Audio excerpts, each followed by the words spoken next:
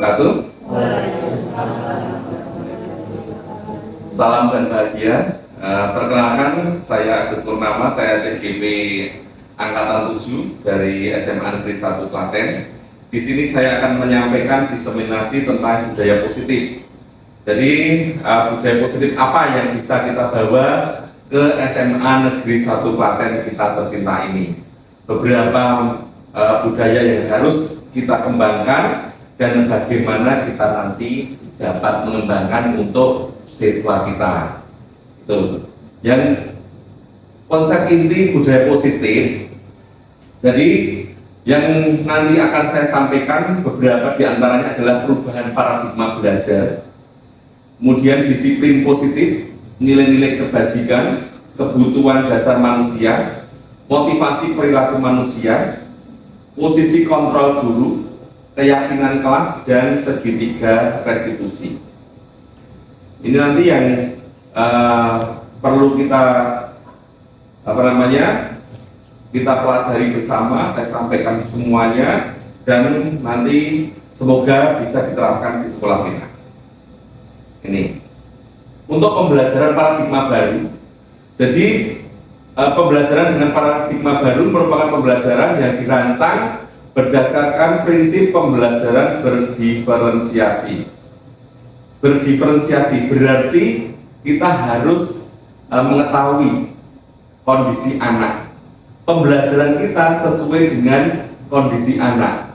Jadi tidak mungkin kita memberikan pembelajaran kepada anak itu sama semua. Jadi ini semua ngajar kelas 10 hampir semuanya, ya tidak ada beberapa, cuma 2 3. Jadi yang mengajar kelas 10 kalau bisa pembelajaran dengan berdiferensiasi bisa dilaksanakan, ya, terutama kepada peserta didik, sehingga nanti peserta didik itu yang minat belajarnya kurang dan minat belajar kuat itu mendapatkan perlakuan yang berbeda. Gaya belajarnya juga mendapat perlakuan yang berbeda. Kita lihat semuanya. Kemudian untuk sehingga nanti para peserta didik belajar sesuai dengan kebutuhannya. Kalau sudah, saya minat ini, berarti mesti nanti prestasinya akan meningkat. Tetapi kalau memang itu sudah nggak minat, ya bagaimana lagi? Nggak mungkin kita tingkatkan. Ya sekedar kita memberikan pembelajaran misalnya matematika, nggak minat matematika, ya sudah, berarti kita hanya nyangoni, dia asal tahu saja. Nah, tetapi kita tidak bisa memaksa sampai dengan dia bisa lingkaran, nggak mungkin. Dia nggak butuh matematika. Jadi akhirnya nanti kan dia nggak butuh matematika, tetapi kita tetap memberikan dasar-dasar matematika kepadanya. Penjumlahan, pengurangan, perkalian, pembagian untuk hidupnya kelak. Nah, jadi di kelas 10 kan ada diagnostik dulu, kognitif dan non kognitif. Nah, disitulah akan tahu peserta didik itu sampai mana, murid kita itu sampai mana. Ini sudah nggak minat, ini ditingkatkan kesulitan. Ya sudah, yang penting penjumlahan, pengurangan, pembagian, perkalian anaknya mampu. Nanti akhirnya juga nggak butuh itu. Nah, sudah nggak butuh apa yang akan kita berikan nantinya. Sehingga nanti profil pelajar Pancasila nanti benar-benar terjadi di kelas itu. Ya, jadi profil pelajar Pancasila yang sudah kita kembangkan, ya, jadi untuk beriman, bertakwa kepada Tuhan Yang Maha Esa, berkebinekaan global, bergotong royong, kreatif, benar kritis, mandiri, itu ada di kelas itu tanpa meninggalkan materi yang akan kita sampaikan. Tetap materi kita sampaikan, tetapi kan anak yang satu dengan yang lain mungkin akan mendapatkan perlakuan yang berbeda. Begitu. Kemudian untuk ini tentang miskonsepsi tentang teori kontrol tadi yang ada saya sebutkan di depan. Jadi selama ini guru itu sebenarnya mengalami ilusi. Ilusi apa toh? Yang pertama, ilusi bahwa guru selalu mengontrol murid. Kita mengendalikan murid, padahal murid itu sendiri bisa bergerak sendiri. Ya, padahal murid itu sudah bisa bergerak sendiri. Murid itu tahu, sudah tahu, tapi kita pokoknya murid gak ngerti apa. belum tahu, ya harus kita mengajarkan. Nah, itulah ketika seperti itu berarti jenengan di diagnostik kognitifnya belum berhasil mendiagnostik siswa. Kemudian yang kedua, ilusi bahwa semua penguatan positif selalu efektif dan bermanfaat. Belum tentu kita ngandani memberitahu anak yang positif itu selalu bermanfaat bagi anak. Bisa jadi itu malah menjadi anak menjadi ketakutan. Ya, model-model menyampaikan positif tapi gayanya yang mungkin lebih menekan, nah, apalagi itu membuat siswa tidak lagi bermanfaat. Mungkin itu loh kok saya seperti ditekan, saya seperti dihukum. Hati-hati. Kemudian yang ketiga, ilusi bahwa kritik dan membuat rasa bersalah mampu menguatkan karakter. Ya, jadi bisa jadi kita anak-anak kita memberikan kritik pada anak itu jangan sampai yang bahasanya harus yang positif, saudara. Jangan selalu memberikan kritik kepada anak bahwa anak juga jangan mengkritik kita, tapi dengan bahasa positif. Buat bahasa itu enak, nyaman, positif bagi kita dan anak. Dan kemudian ilusi bahwa orang dewasa berhak memaksa apalah ingin. Di mana-mana seperti ini terjadi. Jadi orang dewasa memaksa kepada anak kecil, kepada anak-anak murid kita. Itu di mana-mana terjadi seperti ini. Kemudian ini mengubah paradigma stimulus respon ke pendekatan stimulus kontrol. Ini yang perlu kita ubah bersama. Yang pertama, realitas kebutuhan kita sama. Itu kalau stimulus respon. Jadi kebutuhan kita sama. Kita sama-sama butuhkan ini. Padahal sebenarnya kita itu butuhnya beda. Nah, gitu loh. Kita harus meyakini itu. Jadi kita menggunakan teori kontrol sekarang. Kita itu butuhnya berbeda. Nah, jadi itulah akhirnya menggunakan proses pembelajaran berdiferensiasi, gitu. Terus kemudian semua orang melihat hal yang sama, ya, lihat hal yang sama. Gimana? Bahwa prestasi kognitif adalah segala-galanya. Salah. Nah, salah satu contoh itu. Jadi setiap orang memiliki gambaran yang berbeda, bukan hanya kognitif yang mungkin dikembangkan. Anak itu bukan hanya pintar matematika, tapi mungkin dia bisa olahraga, bisa seni dan lain sebagainya. Dan kemudian ada lain-lainnya, termasuk sampai dengan bawah, ya. Sampai dengan bawah itu pola berpikir menang kalah. Mesti ini terjadi bahwa orang tua, orang dewasa itu selalu berpikir saya harus menang. Tapi jangan itu, yang dikedepankan di kelas kita adalah pola berpikir menang-menang. Menyelesaikan masalah selalu sampaikan bahwa kita menyelesaikan dengan menggunakan pola berpikir menang-menang. Ya, jadi seperti itu. Ini ya, disiplin positif. Disiplin positif itu yang kita kembangkan. Jadi dimanapun tempatnya itu kita pengen terjadi disiplin positif. Ya, dimanapun tempatnya. Sehingga saya mengutip apa yang disampaikan Kiai Haji Dewantara bahwa di mana ada kemerdekaan, disitulah harus ada disiplin yang kuat. Ya, jadi itu saya ambil dari apa yang disampaikan Kiai Haji Dewantara bahwa sehingga nanti kalau saya baca semuanya, sungguh pun itu bersifat self disiplin atau disiplin sendiri pribadi, yaitu kita sendiri yang mewajibkan kita dengan sekeras-kerasnya. Tetapi itu sama saja, sebab jikalau kita tidak cakap melakukan self disiplin, wajiblah penguasa lain mendisiplinkan diri kita, alias penjajah. Nah, jadi kalau kita nggak disiplin, berarti kita siap dijajah oleh orang lain. Itu.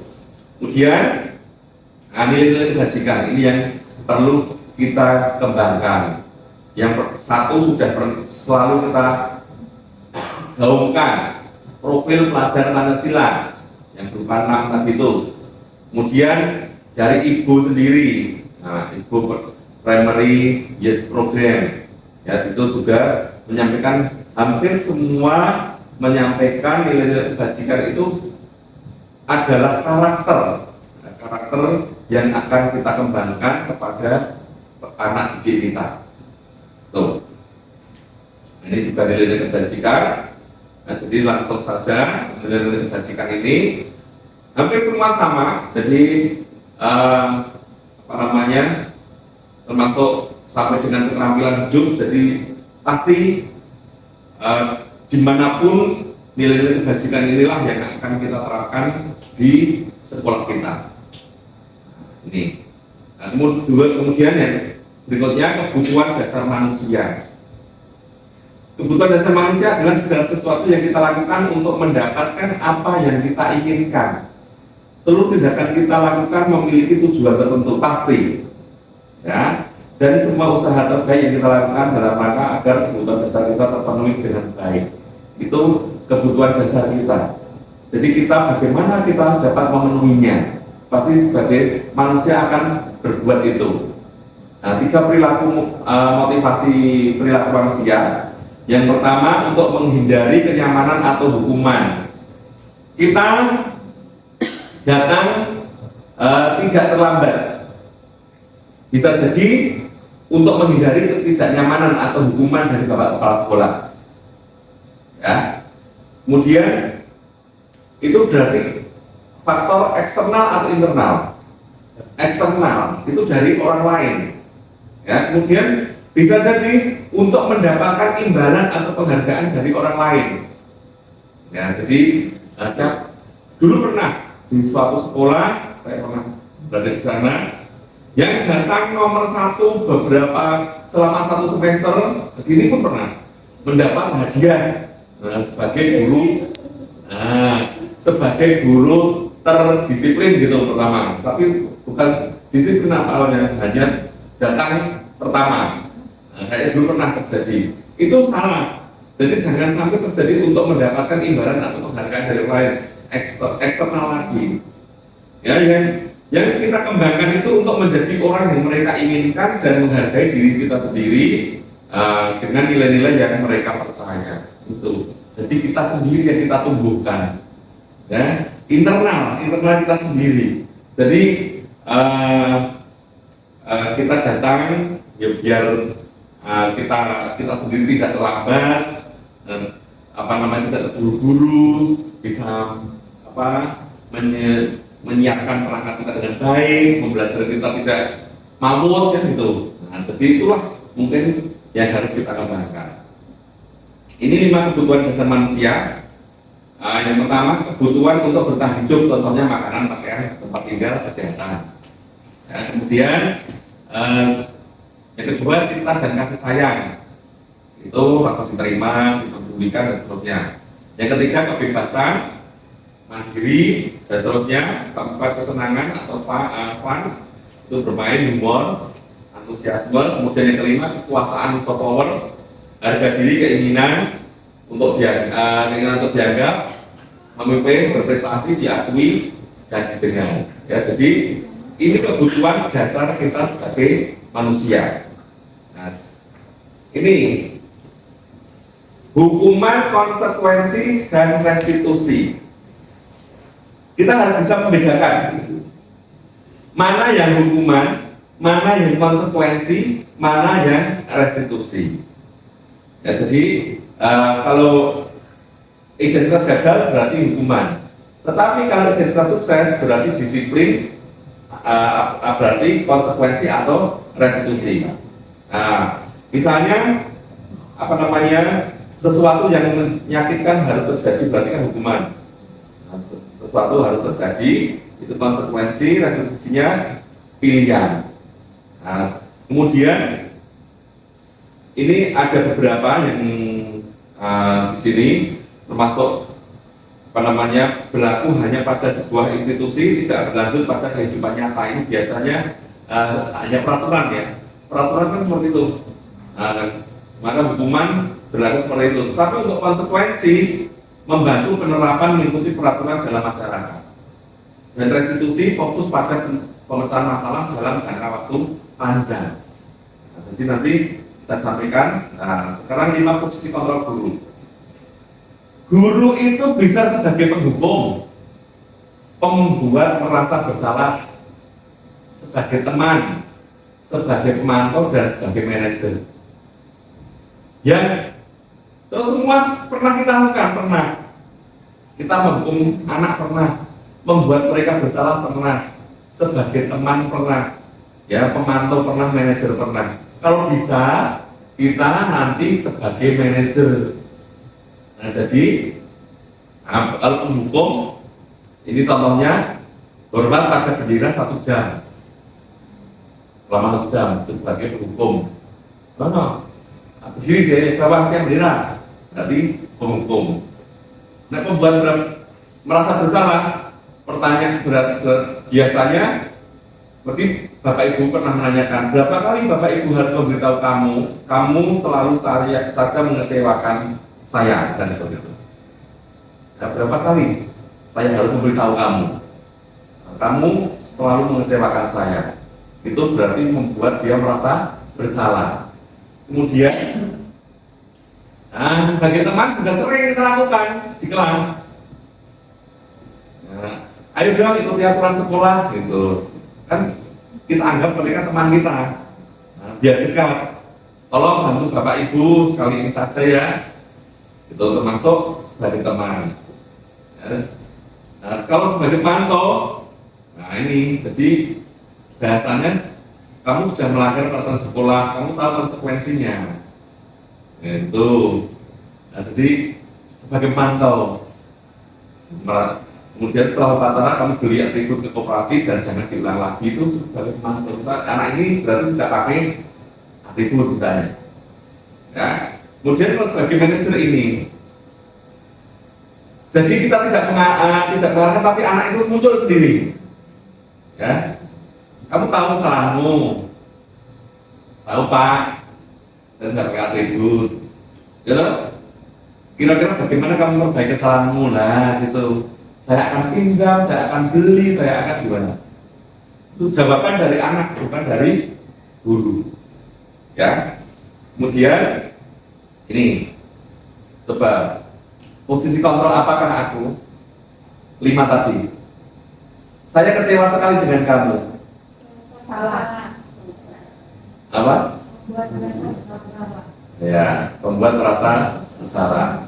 Berikutnya, kamu tidak pernah benar melakukannya. Apa? Pemantau. Ya, hukum ya. Kamu tidak pernah benar melakukannya. Kemudian, apa rencanamu untuk menyelesaikan masalah ini? Nah ini. Apa ayo? Tenang deh. Kan anak itu sendiri ya. Iya. Nanti ketika kita menghadapi anak yang salah, jangan terus langsung salahkan. Jangan dengan bahasa pakai gitu ya. Jangan sebut merek ya. Jangan sebagai, apalagi yang sebagai guru BK. Nah, harus kalau bisa sebagai manajer. Jadi, ayo lakukan demi Bapak Ibu ya. Teman. Iya. Kamu tidak pernah mendapat nilai yang tidak pernah mendapat nilai jika tidak melaksanakan tugas. Pemantau. Ya. Nah, ini. Nah, ini tentang pembentukan keyakinan kelas. Keyakinan kelas, bukan peraturan. Ya. Yang berkembang di sini adalah peraturan tata tertib, sehingga ada hukuman, ada sanksi. Nah, tolong besok lagi kita kembangkan keyakinan kelas. Ya. Apa keyakinan kelas? Bagaimana kita nanti harus mengembangkan? Jadi keyakinan kelas itu benar-benar yang menciptakan anak sendiri. Terus kalau melanggar bagaimana? Konsekuensinya juga anak sendiri. Sebagai manajer tadi itu loh. Jadi bukan terus kita berikan sanksi sesuai dengan peraturan. Sekarang tidak menggunakan peraturan, karena berbeda peraturan dengan keyakinan. Ya, kalau dulu biasa kita kita sebut apa? Kesepakatan itu loh. Nah, kontrak belajar. Nah, gitu. Jadi keyakinan kelas itu mirip seperti kontrak belajar. Ya, jadi kalau melakukan kesalahan, ya bagaimana kamu harus memperbaikinya? Gitu. Ya, jadi seperti itu. kemarin sudah saya terapkan. Jadi anak-anak itu membuat kita sodori dulu. Tolong kita berkeyakinan kelas. Nanti nggak ada masuk ke depan dituliskan, kemudian kita simpulkan. Jadi tidak perlu banyak-banyak, itu hanya 5 saja. Kalau banyak nanti kebanyakan anak juga nggak hafal. Nah, misalnya menjaga kebersihan kelas, nah itu nanti kita simpulkan, oh ternyata harus menjaga kebersihan kelas. Tapi mungkin muncul tentang piket harus rapi dengan dan sebagainya, muncul semua itu kita simpulkan jadi satu, itu dan jangan banyak-banyak. Ini tentang segitiga restitusi, ya. Jadi tadi ada restitusi itu apa? Jadi segitiga restitusi adalah proses suatu dialog, yang dijalankan oleh guru dan murid, ya, agar menghasilkan murid mandiri dan bertanggung jawab. Murid melakukan kesalahan, tapi murid itu sendiri nanti yang memperbaikinya. Ya, jadi bukan gurunya. Ini. Yang pertama tadi kan ini harusnya kan menstabilkan identitas, ya itu. Ini saja langsung menstabilkan identitas. Yang bawah, garis bawah ya. Ini. Jadi menstabilkan identitas, pertanyaannya berbuat salah itu wajar. Seperti itu. Tidak. Ya kita mendekati murid, kita nggak bisa menyalahkan murid. Jangan sekali lagi jangan seperti Pak X ya. Karena kalau itu nggak ada, tidak ada manusia yang sempurna.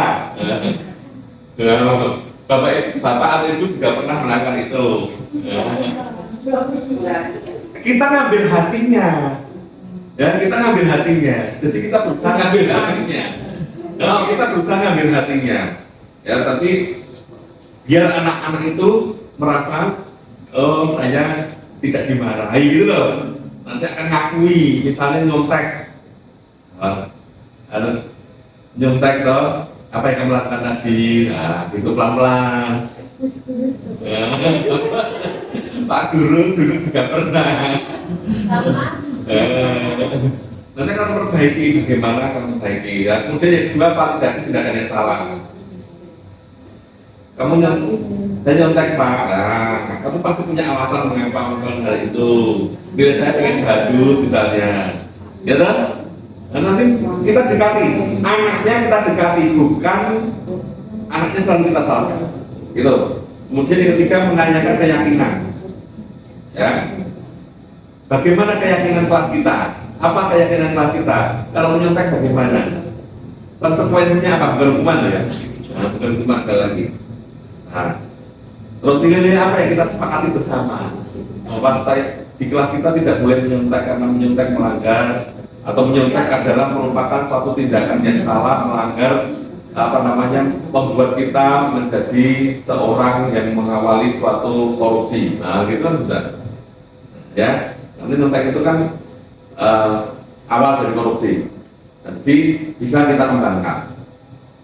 Nah, ini kemudian yang ingin kami sampaikan kepada Bapak Ibu bahwa budaya positif ini, jadi nanti hendaknya kita kembangkan bersama-sama kita di kelas sebagai manajer. Nah, sekali lagi kita sebagai manajer, kita kembangkan, kita budayakan segitiga restitusi, mulai dari apa tadi ini, ya. Mulai dari menstabilkan identitas, kemudian validasi tindakan yang salah, dan menanyakan keyakinan. Nah, mungkin begitu Bapak Ibu yang kami hormati, mungkin ini yang saya sampaikan. Semoga bisa memberikan gambaran kepada kita bahwa kita sebagai manajer tidak harus membentak anak, tidak harus menghukum anak, dan budaya positif itu akan muncul sendiri kepada murid kita, bukan kita yang harus memberikan peraturan. Itu oke? Oke, terima kasih. Demikian diskriminasi dari saya. Kurang lebihnya mohon maaf. Ada pertanyaan? Oke, tanya monggo Bu Triswarni. Ya, itu kan tapi keyakinan kelas. Ya. Bolehkah itu kelasnya diluaskan seperti keyakinan SMA 1 misalnya itu? Sebelum masuk itu apa yang Anda di SMA 1 punya keyakinan SMA 1 apa. Jadi kalau melanggar itu sudah tahu, oh gitu, bolehkah itu lebih luas ke keyakinan SMA 1? Ya, keyakinan kelas ya, ya. Ini. Jadi keyakinan kelas sebaiknya sesuatu yang dapat diterapkan di lingkungan tersebut, berarti bisa. Di sekolah kita bisa. Kita munculkan dari kelas-kelas itu.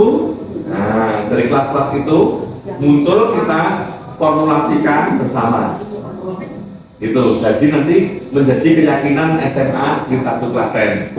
Nah, itu bagus sekali. Jadi anak tidak merasa terbebani atau terhukum. Iya, iya. Karena itu dari saya sendiri. Makanya kemarin juga waktu forum aspirasi itu disampaikan, bahwa ya kalau membuat SOP itu siswa juga dilibatkan. Nah, itu sudah muncul anak. Sebenarnya anak sudah muncul, pengen menciptakan keyakinan kelas. Itu makanya saya sudah menyampaikan juga besok lagi kalau ada apa-apa terkait dengan peraturan anak MPK atau OSIS kita libatkan. Nah, jadi itu adalah keyakinan atau kesepakatan bersama. Nah, kalau itu ada lagi? Itu tes? Iya. Ya. Ada lagi? Saya Pak, Ya. yang awal tadi orang dewasa kan tidak boleh memaksa tadi. Ya dulu kita tahu bahwa awalnya itu harus dipaksa. Nah, dari terpaksa nanti terus terbiasa. Nah, kalau sudah terbiasa akan menjadi kebetulan gitu.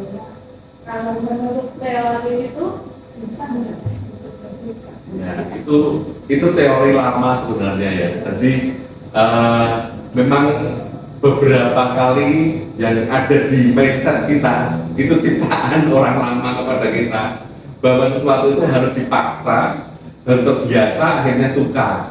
Nah, gitu. Tetapi kenapa harus dipaksa? Wong anak-anak itu sendiri sebenarnya bisa membuat suatu kesepakatan yang tidak perlu dipaksa. Itu bisa akhirnya membuat suatu kebiasaan untuk bersama. Jadi nggak perlu dipaksa. Jadi mindset kita jangan memaksa anak, jangan memaksa. Nah, mindset kita buat kesepakatan yuk. Kita buat keyakinan kelas bersama. Kita berkeyakinan bahwa sesuatu yang baik itu adalah ini. Jadi semua keyakinan kelas itu adalah pernyataan ya, yang dibuat oleh semuanya bersama-sama, ada pernyataan positif. Ya, jadi bahasanya dibedakan. Ya. Bukan mau nyuruh tapi mau muncul. Nah, gitu. Bahasanya bukan lagi menyuruh anak. Kamu harus begini, harus gitu kan. Tapi muncul dari ide-ide itu muncul dari anak sendiri. Gitu kan, ya. Tidak ada lagi? Ya. Tidak ada? Nah, tidak ada. Oke, kalau tidak ada, terima kasih Bapak Ibu atas kehadirannya. Saya selaku CGP berterima kasih kepada Bapak Ibu semua, dan terima kasih. Assalamualaikum warahmatullahi wabarakatuh. Salam, tepuk tangan untuk kita semua. Assalamualaikum warahmatullahi wabarakatuh.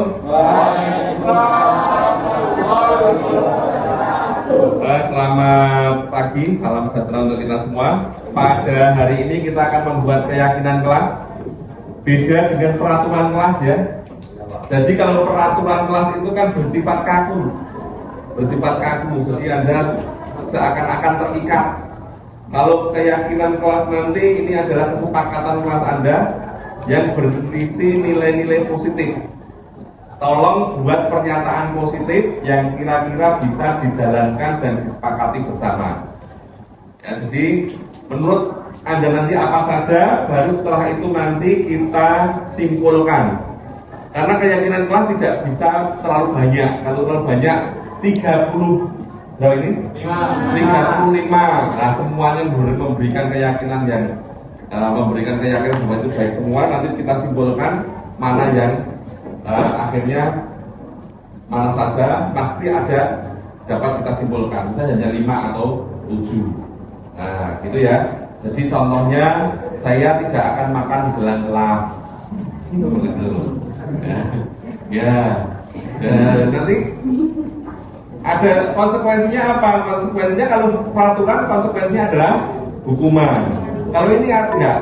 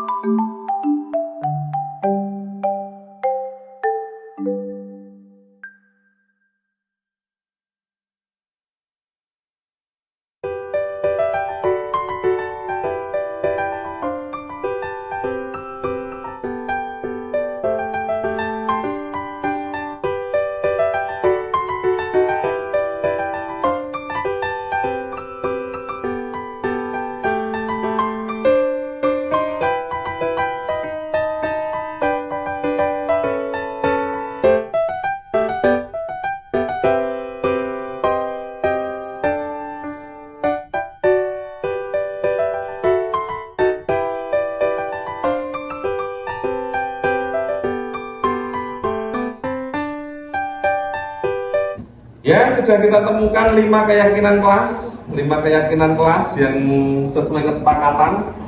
Yang pertama, menjaga kebersihan kelas. berarti nanti harus disepakati bersama. Yang kedua, menjaga ketertiban kelas.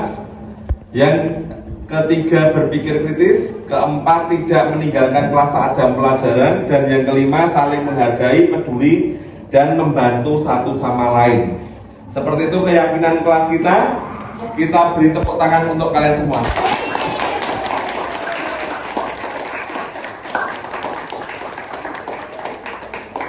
Terima kasih. Assalamualaikum warahmatullahi wabarakatuh.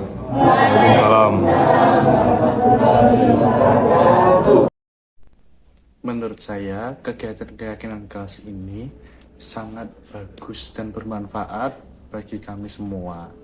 Karena dengan diadakannya kegiatan ini itu dapat memupuk rasa tanggung jawab kita dan rasa disiplin kita untuk menaati berbagai macam keyakinan kelas yang sudah kami sepakati bersama. Harapan saya ke depannya supaya dengan ditaatinya keyakinan kelas yang sudah kita sepakati, kelas kita akan menjadi kelas yang lebih solid, lebih bertanggung jawab, pokoknya jadi kelas yang lebih hebat.